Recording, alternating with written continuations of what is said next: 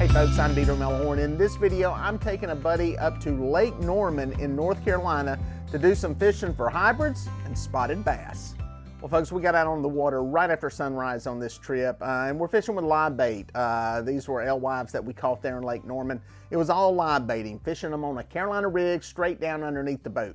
And it didn't take long, and we were putting fish in the boat. It's on. It's on, brother. It's on. Mr. Melhorn has one on. Fish. There's some fish underneath us right there. One of them's your magic lure. The magic lure. Magic lure. Of which nothing can be spoken. It is a. I'd give you some help, but I'm filming. That's right. You're a cameraman. You get the trolling motor too. Get our boat turned right. I invite you fishing. Before and then you have to net the fish, or you have to film. Yep.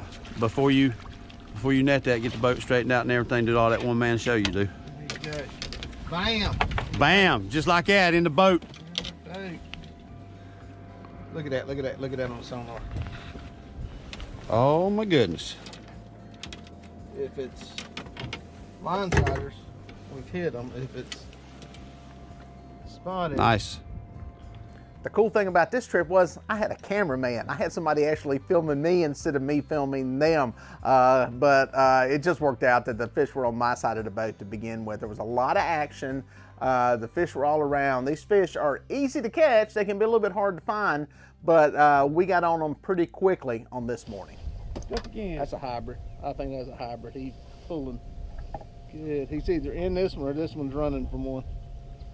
I go doubles here in a second. We're gonna find out what them arches are.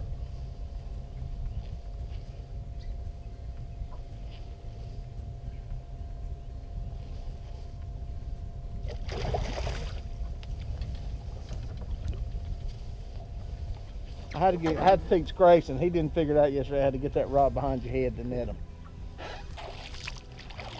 Turn back, turn back, turn. And generally speaking, when you get on these fish, the action can be hot and heavy. And as soon as I got that fish in the net, Mark was on to another one. Kaboom! Boom! Just like that.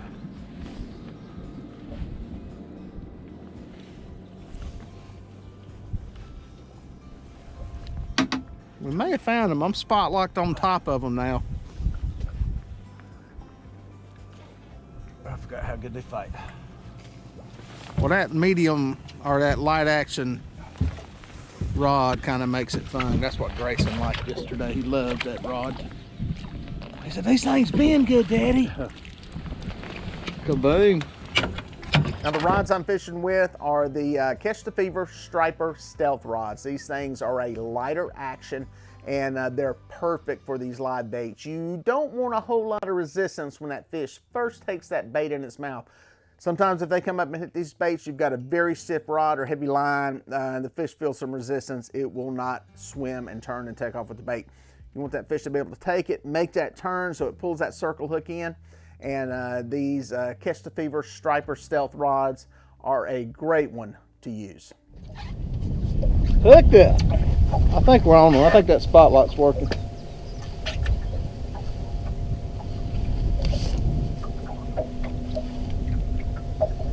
Kaboom. Come around to this side. Come around to this side. You'll be on TV if you come to this side. There you go. I didn't know you wanted me to fish. You did good too. Get one more crank. Okay.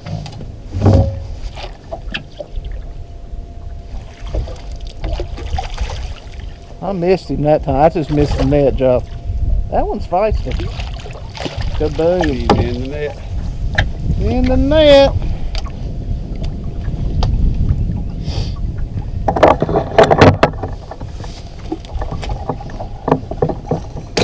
Measure him, he may be under. You're a bass fisherman. You're a pro bass fisherman. He's gonna be how long? 16? 16? No, I don't think he's gonna make it. I don't think he is either. I don't think he'll make it. He'll get to go back. You know why? Because I love him. Yeah, they can go back and grow. Now, at the time we filmed this video, you could have 2 of any size and the other 3 needed to meet a minimum length limit. That has all changed now at the end of 2020. There is no limit on the spotted bass on this lake. No size limit, no creel limit. They are trying to eradicate the fish or at least knock down the numbers. It's a non-indigenous species and has greatly affected the bait consumption and the feeding habits of other fish in the lake. So they're trying to take them out. So at this point, you can keep all that you catch. Obviously, check your regulations to see what is up to date, because this video will be out there for a long time. Regulations change and things change, so make sure you check it out. But they're actually a great fish to eat. They taste pretty good. I was surprised. I cooked some of them, and well, I use them for catfish bait. That feels like a spot. And that would be a spot. And it is a spotted bass. Reeled that one in too quick.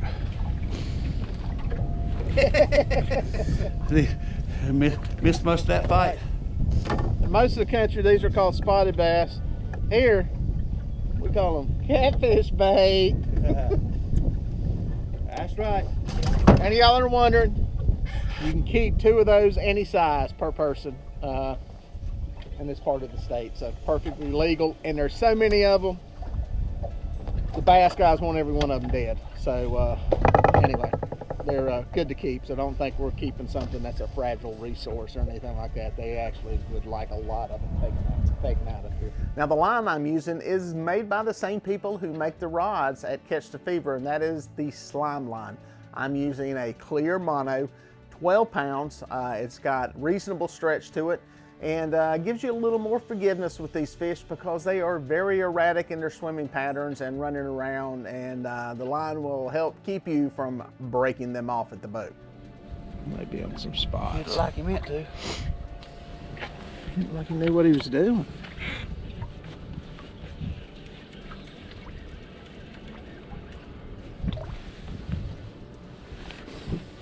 Oh, Mark's on the board with a hybrid.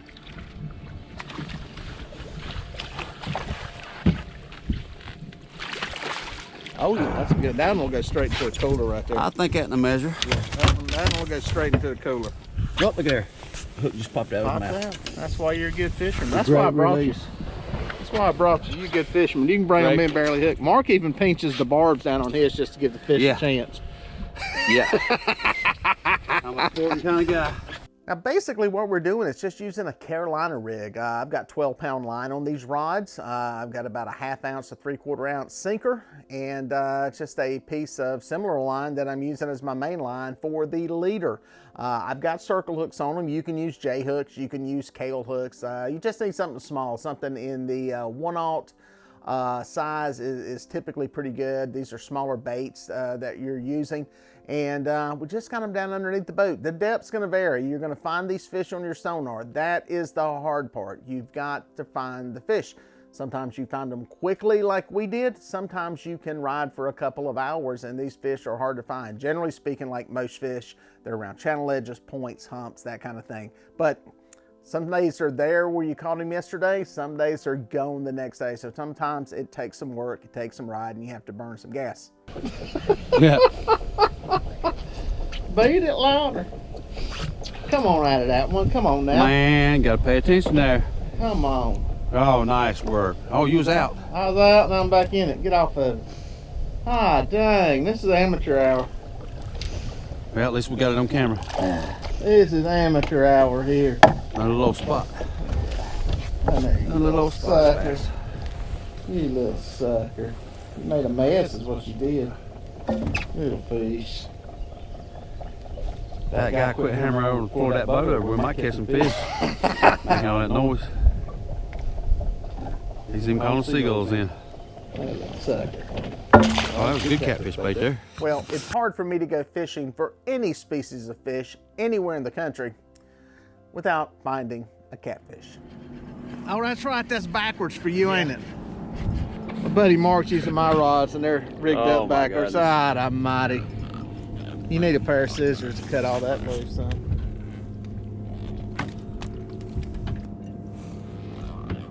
I think the last thing we said on the fish we caught was, we ain't caught no catfish. Pair of pliers might be easier on your fingers. Channel. Well, we fished this point for a while. We were trying to pick up some hybrids, but we just weren't getting on them good. So we went to another point, and we went to this point as soon as we got there. This is one of the places you pull up and boom, it's on fire. This was on fire, and it was loaded with spotted bass. Finally. A lot of them. Look at We that. made a move. Oh my goodness, we are on them. Those spotted bass. See on the screen here, they are loaded. Loaded. Kaboomy. Now this point has a very steep drop on one side. It just so happens that it's on the upstream side of the lake. And it's a great place for these fish to stage up and attack bait fish that are coming in and around that point. We just made some small circles on it, tried to stay with the fish, and we were sticking some hooks in them. You may have too.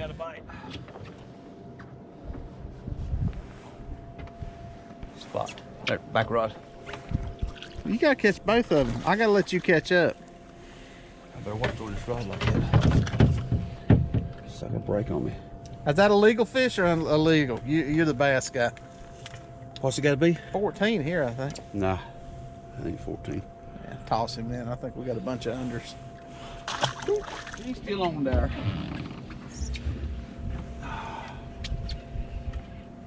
Spotted. All right, we gotta find the hybrids. That's a good one. That's a legal one there.